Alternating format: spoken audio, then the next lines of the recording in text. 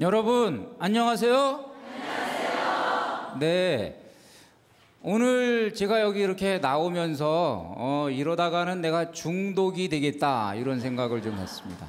여러분이 박수를 아주 크게 쳐주시고 환호성을 너무 크게 올려주셔서 이게 내가 이 무슨 격려 중독증에 걸리겠다 뭐 이런 생각을 좀 했는데 오늘 감사합니다. 저를 이렇게 환영을 해주셔서 감사하고 오늘도 저희들 은혜로운 날을 맞이하게 됐습니다.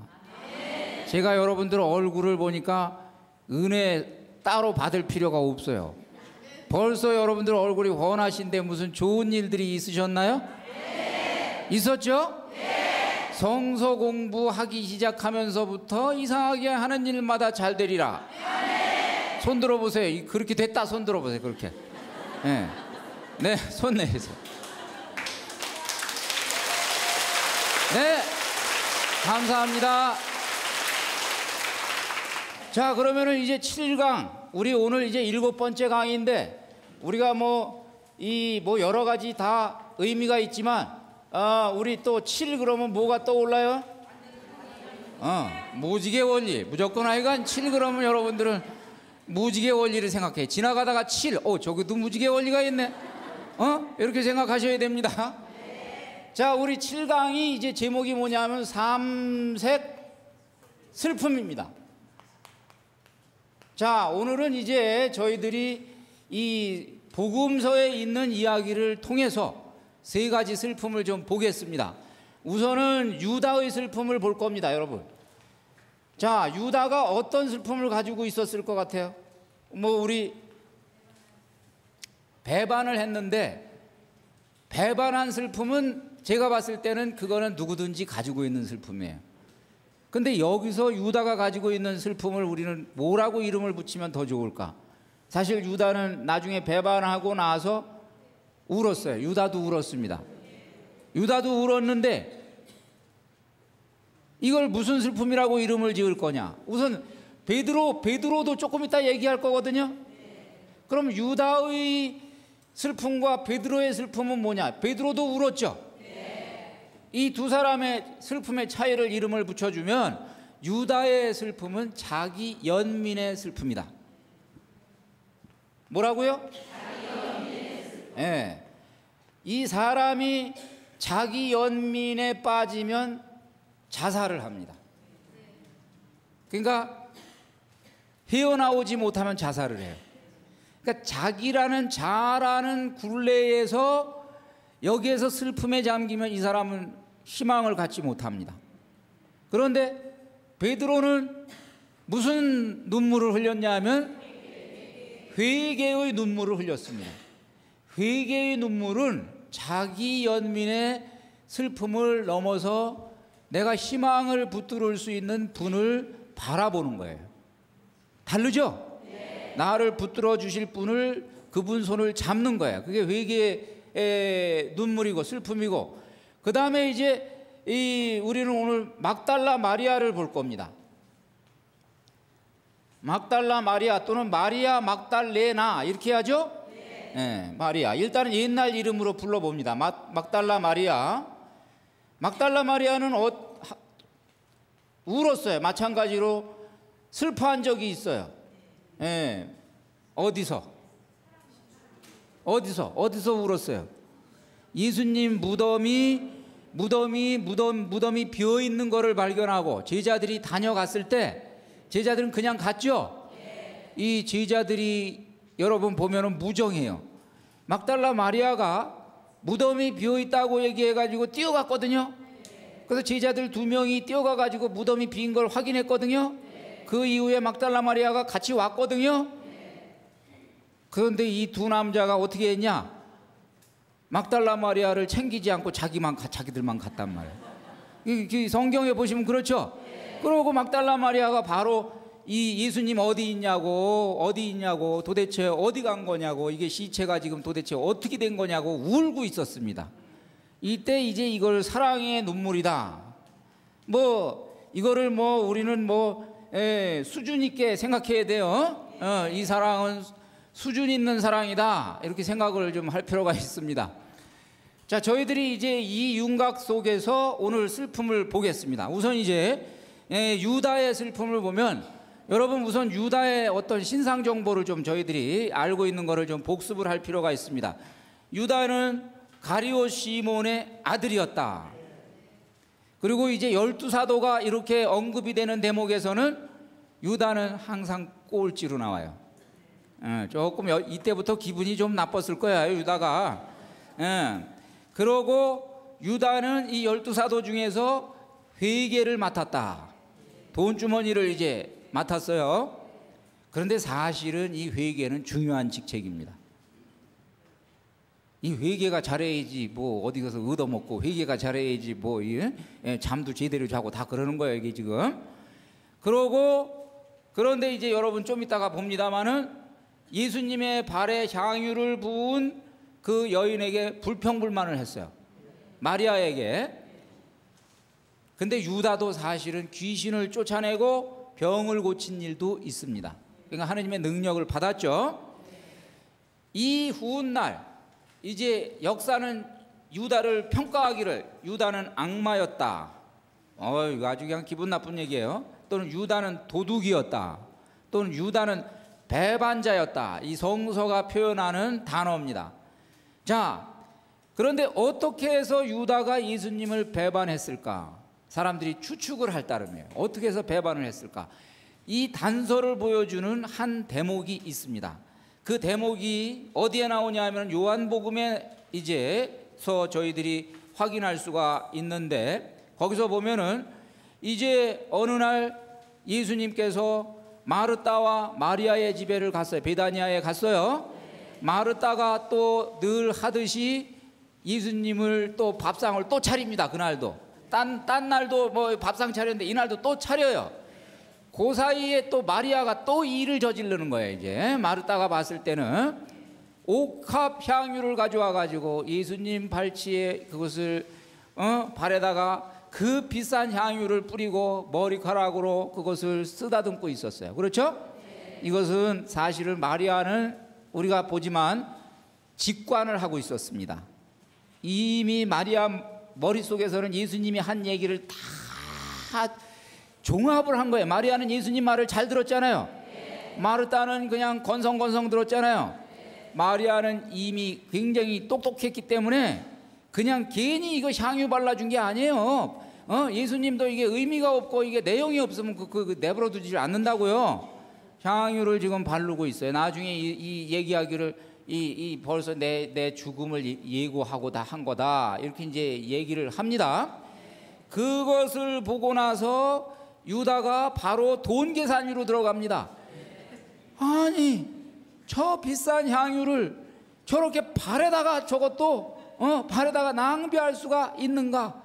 저거를 팔아가지고 가난한 사람들을 도와주면 얼마나 좋을까? 그러고 이제 가가지고 투덜댔어요. 실제 이거는 말을 했어요. 속으로 얘기한 게 아니라 가서 말을 했다는 얘기예요. 말을.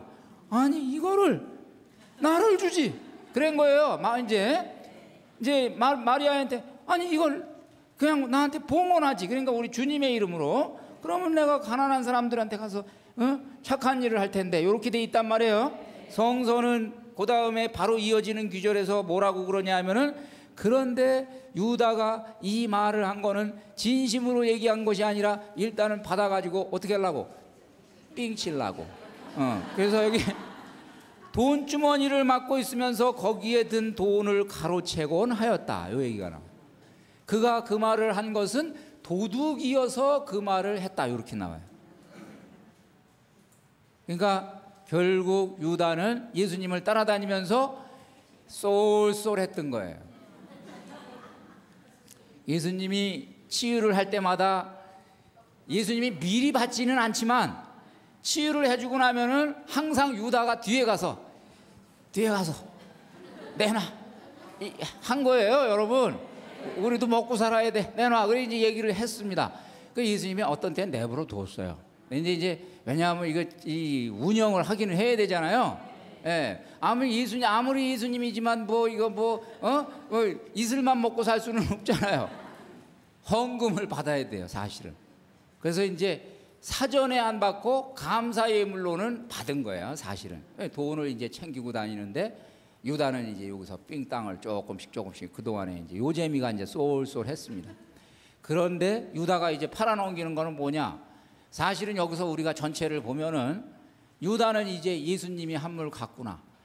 자꾸 뭐 죽는다는 얘기 하시고 이제 이분 따라다녀 봐야 이제 남는 거 없구나. 판단이 들겠죠? 그래서 이제 이것이 가장 현실적인 이유고, 그리고 또 유다를 옹호하는 일면의 어떤 성서학자들은 뭐라 그러냐면 이거는 이제 그건 근거가 없는 거예요. 제가 봤을 땐 이상주의자였다. 그래서 유다가 가지고 있는 메시아관이 있었다. 근데 거기에 예수님이 안 맞는 거예요. 근데 이거는 개연성이 그렇게 많지 않아요, 사실은. 그러니까 유다는 일단 돈에 욕심이 많았던 거는 사실입니다. 자, 이렇게 이제 어떤 명분에서건 유다는 이제 예수를 팔아 넘기려고 작정했습니다. 이제 더 이상 이분한테는 나올 게 없구나. 결론 내린 거예요. 팔아 넘기기로 작정을 해서 이거를 사탄의 꾀임에 넘어갔다. 요한복음은 이렇게 표현을 하고, 그리고 마테오복음에서는 결국 팔아 넘기는 과정을 묘사를 합니다. 마테오복음 26장 15절 이후에 보면 은전 30잎에 유다인의 지도자들에게 팔아 넘겼습니다. 자, 그래서 그런데 여러분이 이제 그 이야기를 잘 들으세요. 유다가 팔아 넘긴 다음에 끝났냐? 아니에요. 유다는 예수님이 어떻게 되는지를 가만히 봤어요. 그래도 아무리 사람이 그래도 정이 들은 게 있단 말이죠. 돈에 눈이 어두워가지고 팔아 넘기긴 팔아 넘겼는데 그래도 예수가 적당히 풀려나기를 바랬는데 보니까 사형 선고를 받았어요. 자기가 그동안 자기가 스승으로 따르던 분이 사형 선고를 받으니까 양심의 가책을 느꼈습니다. 그래서 이제 찾아갑니다. 은전을 가지고 찾아가요. 돌려줍니다. 풀어주시오. 모릅시다. 근데 그 사람들이 이제 유다는 이제 두려웠던 거예요. 이제 나중에 모든 비난이 자기에게 올 것도 좀 두렵고. 그런데 그 사람들이 받아들였어요, 안 받아들여요? No. 그게 우리하고 무슨 상관이란 말이냐? 이미 얘기는 끝났다. 보냈습니다. 그러고 나서 마테오복음하고 사도행전에 나오는 이야기를 보면은 내용이 조금 달라요. 그런데 어떻게 됐든 마테오복음에서는 자살했다. 마테오복음에서는 자살했고, 이 사도행전에서는 거꾸로 떨어져서 내 배와 내장이 터졌다. 근데 이 거꾸로 떨어지는 게 어디 매였으니까 떨어졌겠죠. 그래서 이것도 같이 표현은 다르지만 내용은 같아요. 그래서 이 돈은 어떻게 됐냐? 나중에 이 돈으로 가가지고 땅을 샀어요. 땅을 사가지고 이 땅이 이제 이방인의 묘지가 됐습니다. 나중에 이 돈을 이제 사실은 이 돈을 어떻게 했냐면 30냥을 성전에다가 내던지고 갔어요. 그래서 이제 이렇게 나중에 이 사람들이 이거 아주 불경한 돈이다. 그래서 이걸로 이제 땅을 사가지고 이름을 붙이기를 피에 바치다 그러고 이름을 붙였죠. 자, 여기까지가 이제 우리가 확인한 이야기입니다. 그러면 지금부터 여러분과 저는 2000년을 거슬러서 유다의 마음속으로 들어가 보자 이거예요. 이제 지금부터 여러분과 저와 여러분이 유다의 마음속에 있는 걸 느껴보자 이거예요. 그래서 제가 이것을 가지고 묵상을 해서 우리 참 소중한 당신의 연재를 했던 시가 있어요. 그거를 소개를 합니다. 읽어드리겠습니다. 같이 한번 읽으십니다. 제가 읽으면 같이 따라오십니다. 미련을, 제목은 회한의 노래 이렇게 되어 있어요. 미련을 품는다, 아니 희망을 품는다. 이게 이제 이끄는 말이고 지금부터가 시입니다. 나는 죄인입니다. 유다는 뉘우치며 고백했다. 없었던 일로 합시다. 그건 본의가 아니었습니다. 유다는 은전 30잎을 그들에게 돌려주었다. 그들이 거절하자 유다는 절망하였다. 그리고 유다는 차라리 태어나지 않았더라면 더 좋았을 비극의 주인공이 되었다. 자살했다는 얘기죠. 유다의 죽음은 애처롭다. 유다의 잘못은 배반보다도 자책에 있었다. 그는 자아의 늪에 갇혀 있었다. 그는 문제를 스스로 해결하려 하였다.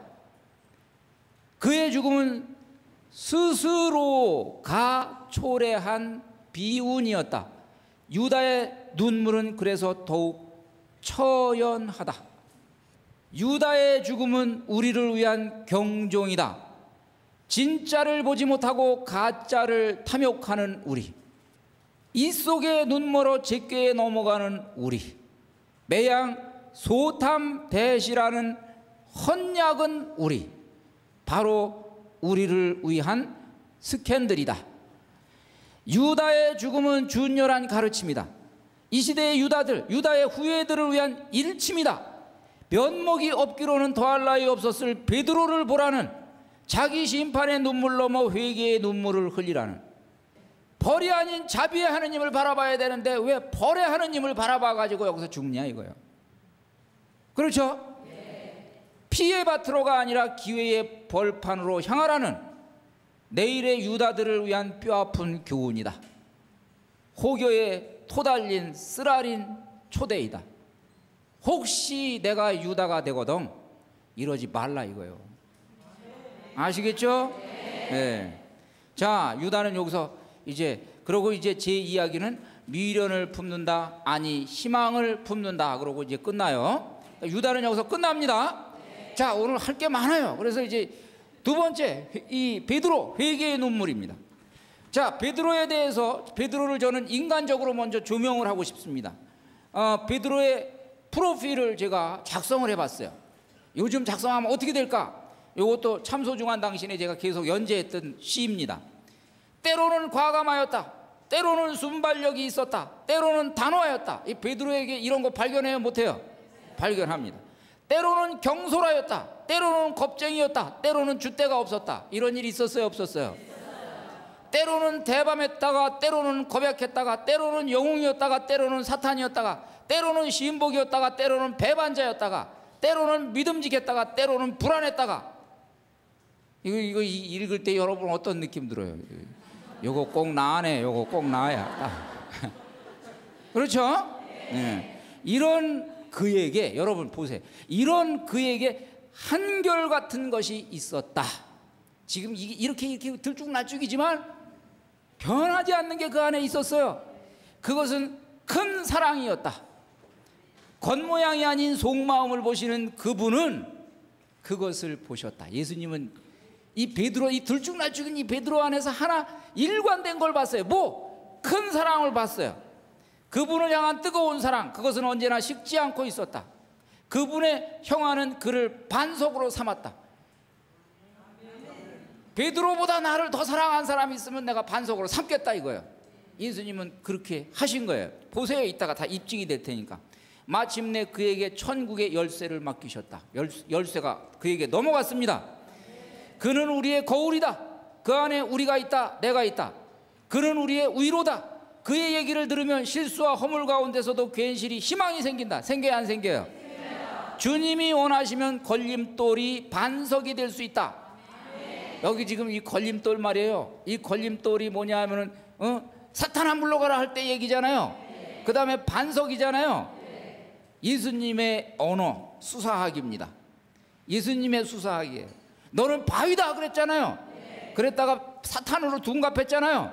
둔갑했을 때 예수님이 쓰신 말이 너는 걸림돌이다 그랬단 말이에요. 같은 바위돌이 하나는 반석이 되고 하나는 발에 걸려 넘어지는 걸림돌이 된다고요. 이 걸림돌의 단어가 스캔들이에요. 이게 성서에 처음으로 나온 단어예요. 스캔들이 뭐냐? 걸림돌이에요. 스캔들이 뭐냐? 우리 청소년들이 걸려 넘어지는 걸림돌이에요. 이게 원어가 스캔들입니다. 나중에 설명 또 드립니다. 자, 그래서 이제 우리는 이제 베드로, 말하자면은 베드로의 인물됨됨이로 갑니다. 베드로는 어떤 사람이냐? 본명은 시몬이고 고향은 갈릴레아 지방 벳사이다이고 아버지는 요한이고 동생은 안드레아입니다. 그런데 그와 함께 고기를 잡던 어부였어요. 베드로는 결혼을 하고 나서 가파르나움으로 이사해서 장모를 모시고 살았어요. 아주 훌륭한 분이에요, 이분은. 그래서 세례자 요한의 제자였다가 예수님께 스카우트 됐어요. 예수님 스카우트 딱. 그렇죠? 자, 본시 예루살렘의 유다인 지도층이 이 베드로를 뭐라 그랬냐면, 아까 유다인 지도층 있잖아요. 사도행전을 보면은 본래 배운 것이 없는 천한 사람 아니야? 이렇게 돼 있다. 배운 거 없었어요. 베드로 학교 다니지 못했습니다. 그런데 3년 후에, 불과 3년 후에 어떻게 됐냐? 당시 종교 및 정치 1번지가 예루살렘입니다. 거기서 사도행전 12장을 보면은 베드로를 주시하라 사람들을 보냅니다. 안기부를 거기 파견해가지고 베드로가 뭐하고 다니는지 주시해라. 위험인물이다. 그러니까 별 볼 일 없는 사람이 3년 후에 완전히 요시찰 인물이 됐습니다. 출세했죠? 그래서 나중에 결국에 인류의 역사에서, 여러분, 인류의 역사에서 세계의 중심부였던 로마까지 베드로가 들어갑니다. 그리고 오늘날 로마를 가보세요. 로마는 베드로, 온통 베드로 이야기로 로마는 치장이 되어 있습니다. 세계의 중심부에, 갈릴레아의 촌 사람이 세계의 중심부에서, 그것도 역사 속에서 이렇게 2000년 동안 이렇게 오랫도록 역사의 주인공이 된 사람이, 세상에서 가장 출세한 사람이 베드로예요. 그러니까. 그렇죠? 자, 그런데 말이죠. 그가 어떻게 해서 거기까지 갔을까? 이제 묵상을 해봤습니다.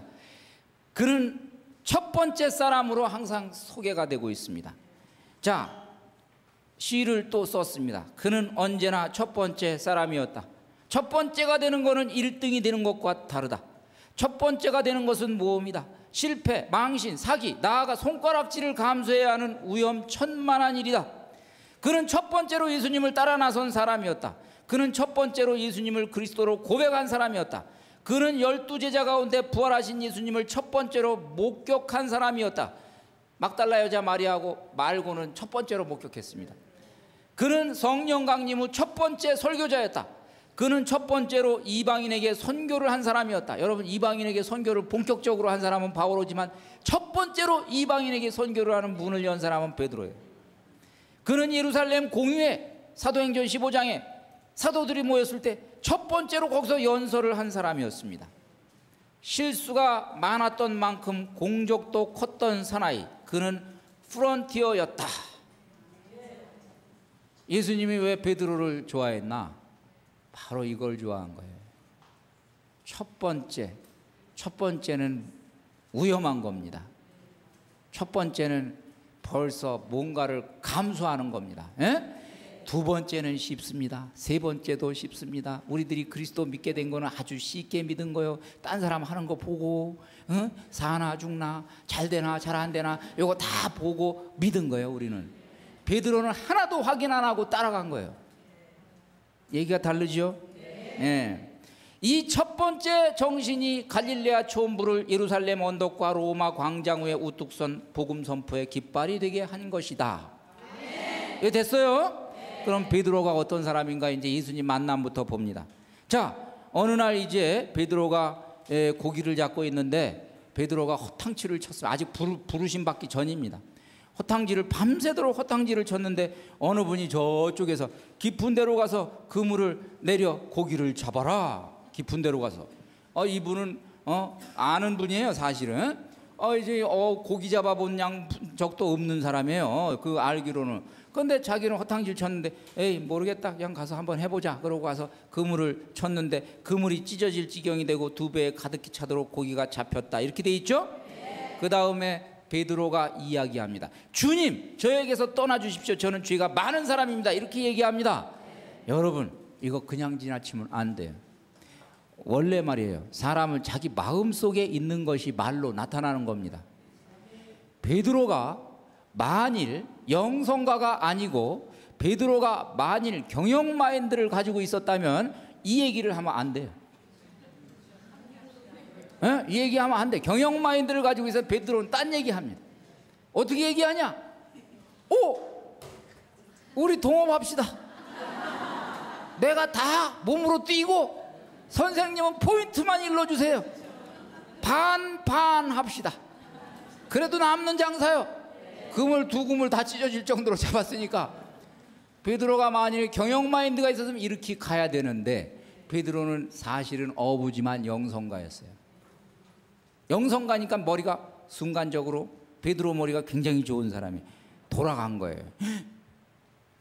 그러면 내가 이 바닥에서는 전문가인데 나를 능가하는 지식을 저분이 가지고 있다면 저 사람은 저 지혜를 어디서 받았을까? 저것은 하늘이 가르쳐준 지혜가 아니고는 있을 수 없는 일이다. 그렇다면 저 사람은 하느님의 사람? 여기까지 갔어요? 여기까지 갔을 때 베드로 입에서 나온 거, 저는 죄인입니다. 저에게서 떠나가 주십시오. 여러분, 우리가 진짜로 하느님의 사람을 만나면, 진짜로 하느님의 사람을 만나면 우리 입에서 똑같은 얘기가 나오게 돼 있습니다. 왜냐하면 순수 앞에서 우리는 아무리 우리가 갈고 닦아도 우리 모습이 보입니다. 그렇죠? 네, 순수 앞에 서면은 우리는 우리 모습이 떼국물이 보이는 거예요. 그렇기 때문에 이것은 우리가 아주 위대한 발견이에요. 만약에 여러분들이 죄가 안 보이기 시작하면 문제가 있다고 생각해야 돼. 내가 잘 살고 있구나 이렇게 생각하면 안 돼. 죄가 안 보이기 시작하면 이게 뭐냐면 내가 순수로부터 멀어졌다는 얘기예요. 죄가 보이기 시작하면 여러분들은 옳다쿠니 이제 제대로 살고 있구나 이렇게 생각해야 돼. 왜? 내가 점점 주님 앞으로 나아가고 있다는 얘기예요. 우리의 삶은 다 도토리 키재기요. 고개 고고요. 고거는 고개 고고인데 상대적인 거요. 그러나 절대 앞에 서게 되면 우리는 죄인의 모습을 발견할 수밖에 없어요. 그래서 우리 여러분, 이사야 예언자가 나중에 천상 궁중에 올라갔더니 큰일 났구나, 내 입이 더러운데 그랬잖아요. 네, 이게 전부 다 하느님 앞에 가면은 큰일 났구나를 외치게 돼 있어요. 하여간 그러나 주님은 우리를 다시 정화시켜 주실 수 있는 분이다. 아멘. 자, 그래서 이제 베드로가 이제 또 예수님이 무리를 걸으시는 그 부분에서 베드로가 보니까 예수님은 무리를 걸으시거든요. 그래서 이제 딱 마음이 동했습니다. 나도 걸을 수 있을 것이다. 주님 오라고 하십시오. 제가 얘기했죠. 이게 레마가 되면 가능하다. 로고스면 못하지만 물에 빠져 죽지만 나에게 친히 주님이 말했을 때는 물에 안 빠져 죽는다 이 말이죠. 오너라. 그래서 갔단 말이에요. 가다가 베드로가 주님으로부터 눈을 놓쳤어요. 놓치니까 보이는 게 파도고 느껴지는 게 바람이고 호수고, 그러니까 물에 빠졌단 말이에요. 살려주세요 그랬죠? 그랬더니 예수님이 이 믿음이 약한 자야 왜 의심하였느냐. 이거는 말이에요, 베드로를 야단친 게 아니에요. 여러분 여기서 지금 잘 읽어야 돼요. 여기서 지금 11제자는 아무것도 못하고 지금 용기도 못 내고 지금 11제자는 그냥 가만히 멍하게 있었습니다. 이 이야기를 뭐냐 하면 예수님도 신이 났던 거예요. 베드로 너 드디어 됐구나. 이제 너 드디어 믿음을 가졌구나. 잘 나가다가 빠지니까 이 말이 무슨 말이냐면 잘 나가다가 왜 그러냐 이 말이야 지금. 아시겠죠? 네, 그러니까 이 베드로와 같은 어떤 때는 이 무대뽀 신앙도 필요해요. 가다가 가지고 가야 돼. 근데 잘 나가다가 왜 그러냐 이 얘기는 듣지 마시고. 자, 그 다음에 이제 예수님이 어느 날 지난번에 말씀드렸어요. 어느 날 이제 이 청중들이 말씀이 이렇게 알아듣기 어려워서야 그러고 갔어요. 예수님이 이날은 삐지셨습니다. 아무리 천하의 예수님도 삐지십니다. 확실히 이 앞에 뒤에 문장을 보면 마음이 많이 상하셨습니다. 한참 왔던 사람이 다 갔단 말이에요. 만약에 제가 오늘 여기서 강의하는데 이거 첫 번째 강의 다 끝나고 나서 여기 5명만 남았다. 제가 기분 좋게 강의하겠어요? 강의 못 하는 거예요. 그래서 예수님이 삐지셔가지고 제자들한테 너희는 어떻게 하겠냐? 너희도 내 강의가 어렵냐? 이 얘기를 했단 말이에요. 베드로가 그때 딱 나서시는 거예요. 주님, 저희가 주님을 두고 어디를 가겠습니까? 주님께는 영원한 생명의 말씀이 있습니다.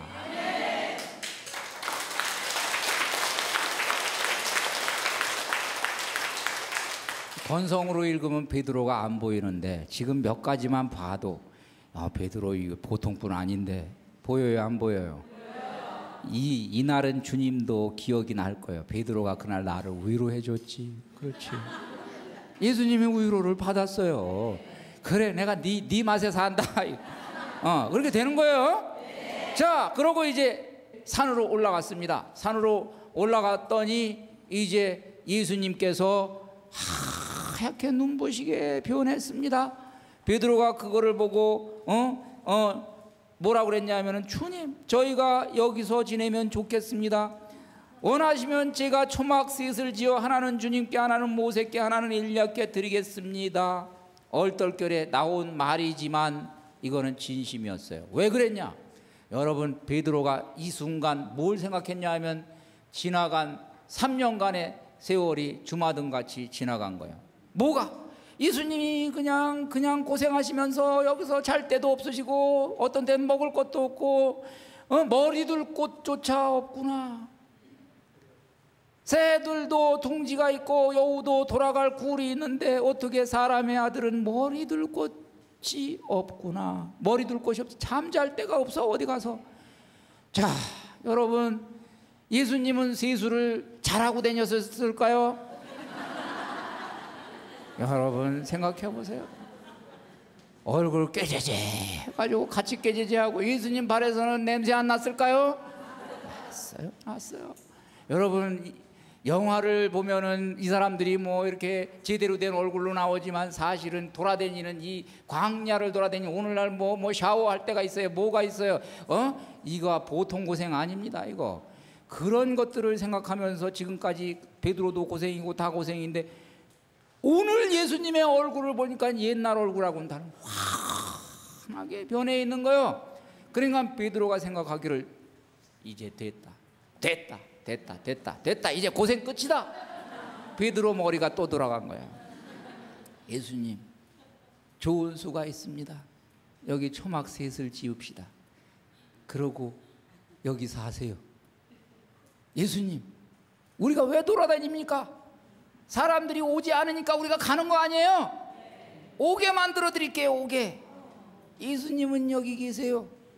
제가 이제 찌라시 만들어서 뿌리면 됩니다.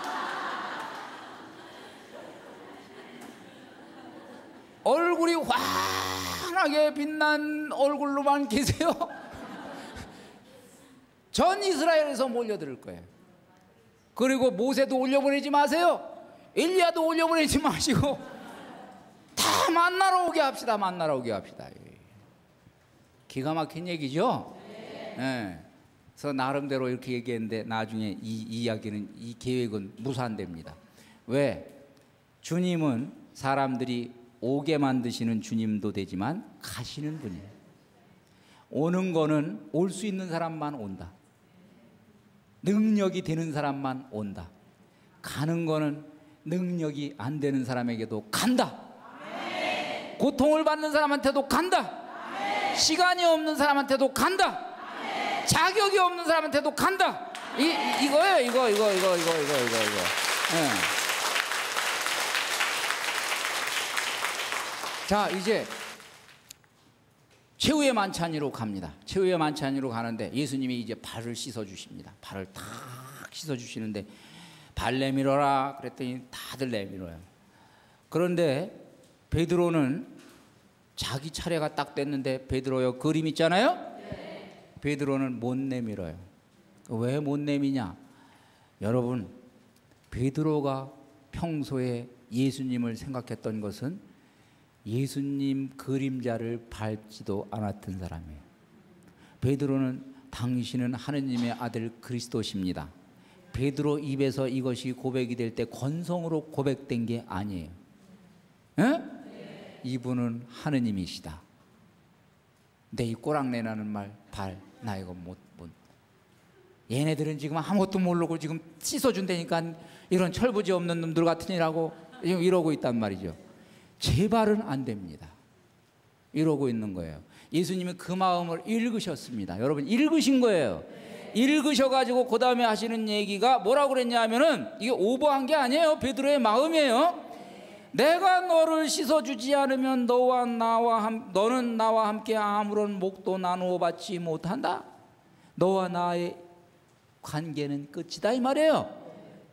이게 베드로의 아킬레스건이죠. 왜냐하면 지금 못 씻으십니다 라고 한 것이 사랑이거든요. 그렇죠? 예수님은 너하고 나하고 관계 끝인데? 요거를 협박하잖아요.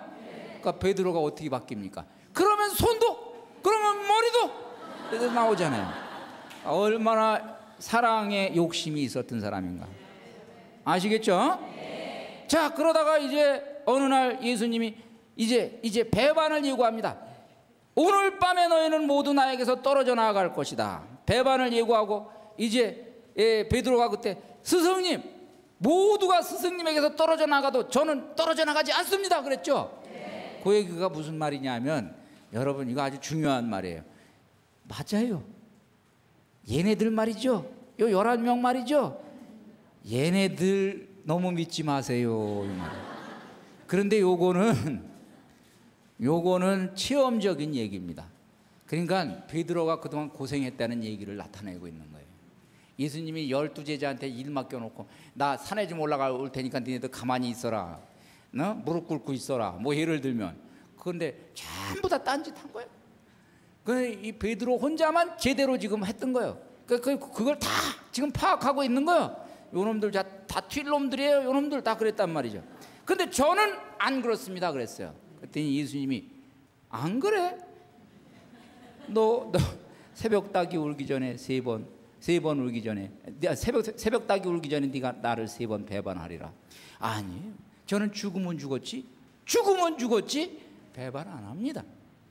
이 이야기는 이게 무슨 얘기냐면, 여러분 베드로는 여태까지 지금까지 산 베드로의 인생은 배반을 모르는 사람이에요. 이거 거짓말 아니에요. 장담도 아니에요. 큰 소리도 아니에요. 사실이에요. 물어보세요. 예수님 베드로가 어떤 사람인지 가서 물어보세요. 베드로 그러면 을이 나올 겁니다. 저는 같이 죽고 같이 사는 사람입니다. 그런데 예수님이 여기서 이야기하고 있는 거는 뭐냐 하면, 좋다 베드로, 너 인간성 좋고 너 사람 의리 있고 좋다. 그러나 네가 나중에 교회를 이끌어 가려면 베드로 인간성 하나만 가지고는 안 되느니라.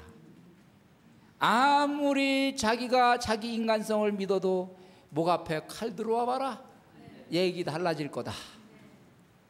베드로가 결국에 이렇게 큰 소리 치다가 나중에 때가 이르러 가지고 이제 칼이 들어오니까, 칼이 들어오지도 않았어요. 칼 차고 있는 사람이 왔다 갔다 했을 따르면 그러고 겁이 난 거예요. 이제 거기서는 막상 그렇게 의리가 있던 사람도 여태까지 한 번도 그 예수님한테 실망을 준 사람이 아닌데 얼은 거요. 얼으니까 옆에서 여종이 뭐 툭 치고 너도 같은 패지. 그러니까 난 뭐 이거 얼떨결에 나온 거잖아요. 응? 얼떨결에. 3번째 가니까 뭐예요? 내가 거짓말하면 1000벌이라도 받겠다 나온 거예요. 이게 베드로가 그러고 나서 이제 봅니다. 베드로가 그러고 나서 밖으로 나가서 예수님하고 눈이 한번 마주치죠? 쓰러져 가지고 웁니다. 여러분, 이 쓰러지는 것이 이게 뭐예요? 쓰러지는 건 허물어지는 겁니다. 서 있을 수가 없는 거예요. 그냥 밖으로 나가자마자 그냥 허물어진 거예요. 뭐가 허물어졌는 줄 아세요? 자아가 허물어진 거예요. 아까 인간 베드로라고 얘기했던 것이 허물어진 거예요. 이렇게 강했던 내가 허물어지는구나. 그 다음에 어떻게 된 줄 아세요, 여러분? 베드로는 이 이후에 사도행전으로 넘어가면 베드로는 나는이라는 주어를 사용하지 않습니다. 지금 여기서 사용한 단어가 전부 다 나는이에요. 방금 나는 달라요. 나는 아니에요. 전부 다 나는이에요. 자신 있었어요. 절로 가가지고 나중에 이제 기적을 일으키는 과정에서 보면 뭐냐 하면, 내가 한 거 아니에요. 나는 금도 은도 없습니다. 나자렛 예수 그리스도의 이름으로 명하노니 일어나 걸어라 그랬어요. 예.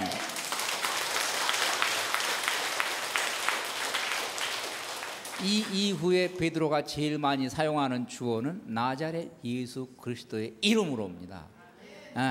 베드로가 여기서 바뀐 거예요. 자기가 죽고. 자, 여러분, 이것이 베드로의 이제 운명이었는데, 자, 이제 베드로가 슬픔에 잠깁니다. 예수님을 배반했잖아요. 베드로의 마음을 읽으십니다. 주님께서는 아신다. 그때 그의 심정이 얼마나 참담했는지, 얼마나 면목 없었고 얼마나 낙심하고 있었는지 주님은 다 아신다. 그가 얼마나 깊은 자괴감의 늪에서 허우적대고 있었는지 모르긴 몰라도 그 고뇌의 늪은 그들이 부활하신 예수님과 마지막으로 고기를 구워 먹었던 그 티베리아 호수보다도 더 깊었으리라. 그것이 그렇게도 아렸던 것은 그만큼 그가 주님을 사랑했었기 때문이었을 터. 꼭 그 사랑의 크기만큼 그는 괴로워했던 것이다. 그렇다. 괴로움은 꼭 사랑의 크기만큼 괴로운 것이다. 이런 베드로에게 주님이, 부활하신 주님이 어느 날 나타나셨습니다. 다가오셨습니다. 그러고 물으십니다. 요한의 아들 시몬아, 너는 나를 사랑하느냐? 네, 사랑합니다. 요한의 아들 시몬아, 너 나 정말 사랑하느냐? 네, 사랑합니다. 그리고 세 번째 물으십니다. 요한의 아들 시몬아, 너 정말 나 사랑하느냐? 물론 동사는 조금씩 바뀌어요.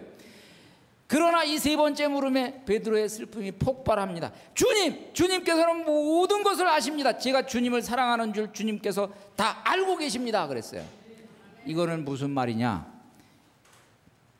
여러분, 이 세상에서 자기 인생을 걸고 사랑을 입증할 수 있는 사람이 어디 있습니까? 모든 것을 아십니다. 그러니 제가 사랑한다는 걸 모를 리가 없습니다. 모든 것이에요. 주님, 제가 그물 버리고 나서, 그물을 던져버리고 나서 주님을 따른 이후에 모든 것 다 알고 계시지 않습니까? 가방 들고 다닌 거 알고 계시고, 뒤따라 다닌 거 알고 계시고, 식사 수발한 거 알고 계시고, 주님 주무실 때 보초 선 거 알고 계시고, 제자들이 집에 간다 그럴 때 제가 다 말려가지고 못 가게 한 거 알고 계시고, 주님 다 알고 계시지 않습니까? 그리고 주님, 제가 배반하던 날 제 심정 알고 계시지 않습니까? 사실 그날도 말이에요, 저는 딴 제자들하고 얼떨결에 도망갔다가 제가 요한을 불렀어요. 요한 불러가지고, 요한아, 우리가 이래서 되겠냐? 구하러 가자. 그래가지고 제가 저하고 요한하고 딱 둘이서 가야바의 집으로 잠입해서 들어갔습니다. 들어가가지고 주님을 구해보려고 기회를 노리는데, 주님은 왜 그때 그렇게 무력하게, 거기서만 그냥 무력하게, 주님은 무력하게 계시고 군인들은 저벅저벅 왔다 갔다 가시고, 제가 잔뜩 얼어가지고 있는데 누가 옆구리를 탁 치는데 말이죠. 그때 그 말 안 할 사람이 있으면 나오라 그래요. 이 얘기. 사실은 제가 주님을 구하러 갔던 것입니다, 이 말이에요. 사랑했으니까 구하러 갔죠. 저도 그날 이후에 얼마나 울었는지 아세요? 주님, 이 얘기예요. 그러고 주님 왜 제 성질을 건드리십니까?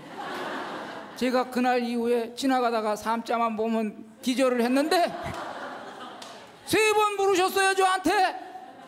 이 말이에요, 지금 이 말이에요.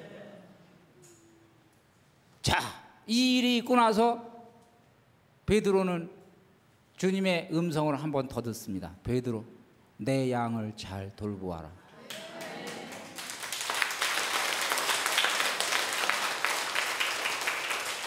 그런데 베드로 마음속에서 기적이 일어났습니다.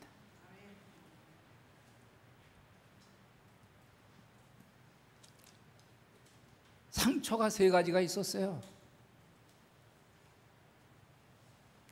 예수님을 3번 배반한 상처가 여기 쫙 있었는데, 예수님이 내 양들을 돌보아라, 내 양들을 돌보아라, 내 양들을 돌보아라, 요 3번 말씀하신 것이 그대로 가서 상처를 지워버렸어요.